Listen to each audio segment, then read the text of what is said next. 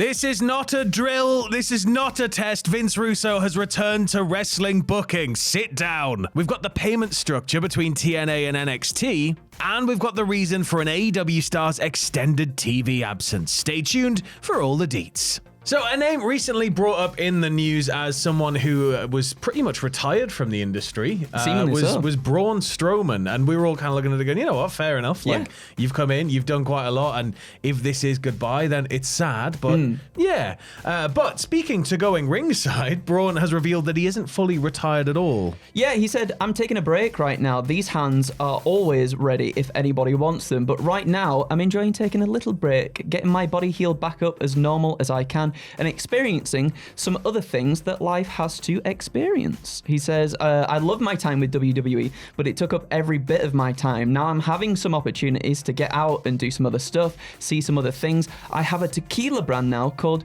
Quintalizas? There you go, that's the one. We're working on that, so we're just living life and having fun. Woo woo. He didn't add that bit. It's just woo woo. That just follows him everywhere.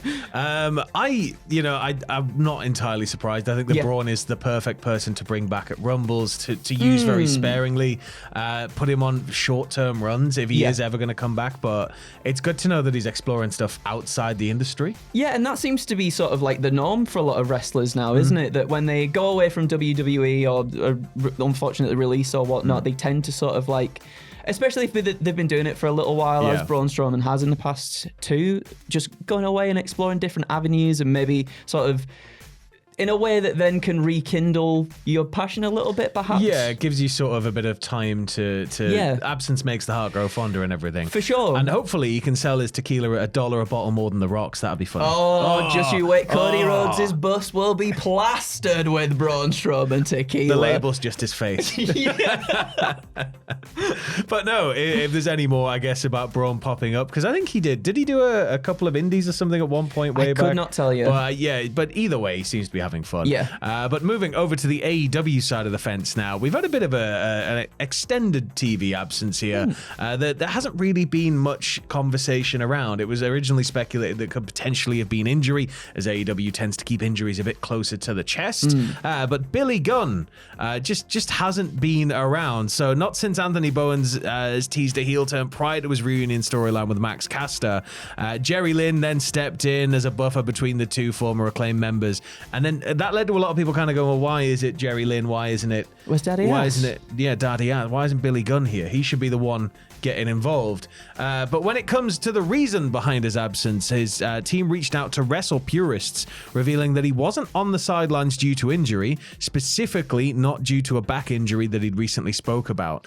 It was actually explained that he's just not been on AEW programming simply because the creative team don't have any booking for him rather than anything else. Boo. He's so central there. Why wouldn't you? Well, that's the thing as well. It felt like we were sort of going in a specific direction and maybe going to see something tantalizing come out of this whole thing, and then it kind of just sort of fizzled, and it was like, didn't.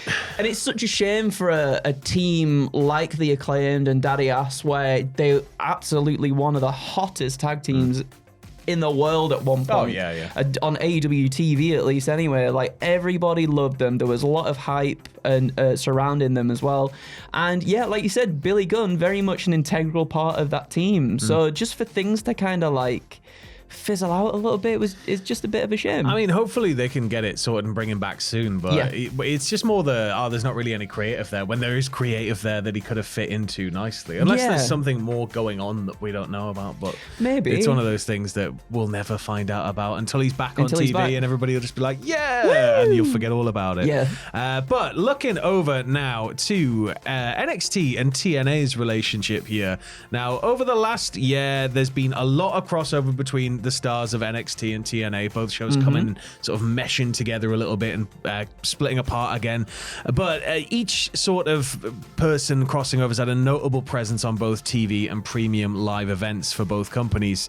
But when it comes to questions about the pay of those appearing for both companies, Fightful have revealed some of the payment structure, saying that it's noted that for TNA wrestlers who come to WWE, they're paid by WWE per appearance, though the amount varies from individual wrestlers given given what they do on the show. For instance, if someone's not used or just appears, then they receive the lowest amount, which then goes up if you compete in the ring. There also seems to be a main event bonus too, with those headlining shows getting higher pay than others. When it comes to the other way around, Fightful have noted that they've been told of several NXT wrestlers who have not been paid extra since appearing in TNA.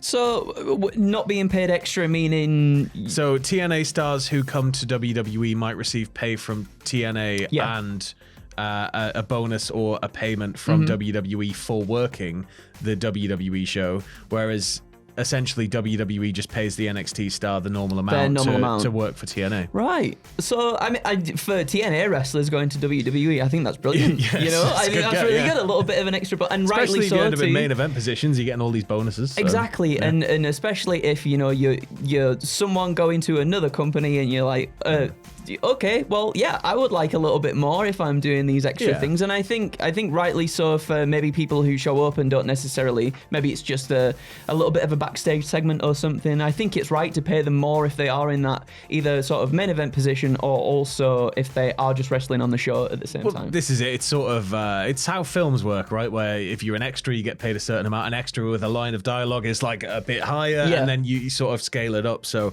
I understand why they may be tiering it, but it's interesting that the WWE talents aren't being paid anything additional for working TNA shows. So that's a bit mental. It's a bit weird. It is a bit weird. But if there's any more of this, it's just interesting sort of seeing this information come out, I guess. But if there's any more on it, we'll keep you posted. But now, hell has frozen over. CM Punk's back in pro wrestling. It's basically, there was only one thing that could possibly happen, and that would be Vince Russo returning to pro wrestling. So primarily recently been an analyst of pro wrestling for Sportskeeda, but the former writer for WWE, WCW, and TNA, one of the most controversial of all time, is involved in pro wrestling creative once again.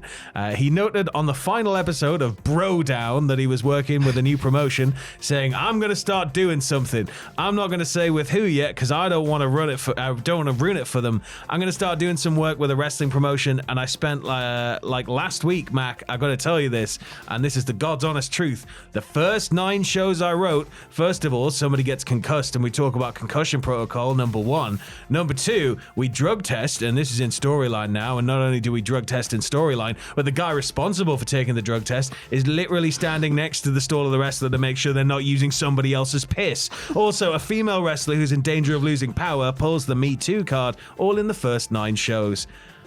Oh, that's a lot. He's back. But was he taking the Michael? He's got to be taking the Michael. But at the same time, this is Vince Russo taking exactly. There was speculation, including from Dave Meltzer on Wrestling Observer Radio, that Russo was working for Billy Corgan over at the National Wrestling Alliance, and I was sort of like, Billy, no. But Russo since confirmed on Twitter that he has actually become an investor in Juggalo Championship Wrestling, the indie promotion owned by the Insane Clown Posse. Whoop, whoop. Whoop, whoop. He said, "I hope you can now believe me about the dirt sheet media led by the infallible at Dave Meltzer WON. I have no idea where at NWA even came from." It came from Mac. It came from Mac. It came, well, in the initial podcast clip we just said. He did say, didn't he? Yeah, the NWA, and he goes, yeah, and then he goes like, oh, MLW, and then he kind of goes, yeah, and he just keeps talking. So I think it came from you. Not me, of course. Nobody even bothered to call me to ask. This is exactly what I've been saying about wrestling journalists for years. Dave, I told you the hair dye was starting to seep into your brain. I'm now a proud investor in at JCW Lunacy. You're about to see things you'd never thought you'd see on a professional wrestling show. The mamby-pamby phoned it in BS is over, Russo tweeted. JCW's live show Lunacy airs every week for free on YouTube. The current JCW heavyweight champion is Too Tough Tony, while the JCW American champion's Caleb Conley. The reigning JCW women's champion is Haley J, and in 3 weeks' time, that's all going to be Vince Russo. Oh, yeah.